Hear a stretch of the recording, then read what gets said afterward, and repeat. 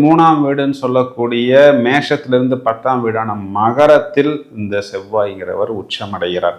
பொதுவாகவே ஒரு வெற்றி, அதை நோக்கி பயணம் அப்படின்னு தான் இந்த விருச்சிக ராசியினுடைய அமைப்பு. எல்லாரும் என்ன சொல்லுவாங்க, விருச்சிக ராசின்னா ராசியில சந்திரன், இந்த சந்திரன் வளர்வதும் தேய்வதுமா கடவுது, அதனால இவங்க எதையாவது ஒன்றை போட்டு யோசிச்சு மாற்றி மாற்றி குழப்பிக்கொண்டே இருப்பாங்க அப்படின்னு எல்லாரும் சொல்வார்கள். நம்ம விளக்கம் அது கிடையாது. விருச்சிக ராசினா இந்த ராசிக்கு சந்திரன் 9ஆம் வீட்டுக்கு அதிபதி, அவர் பாதகாதிபதி.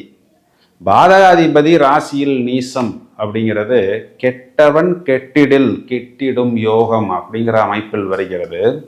இப்போ விருச்சிக ராசிக்கு ராசியாதிபதி தான் 6ஆம் வீட்டுக்கும் அதிபதி. அப்போ ஒரு எதிரி எப்படி நம்மளை பற்றி யோசிப்பான் அப்படிங்கிறத இவர்களாகவே நன்றாக யோசிப்பார்கள்.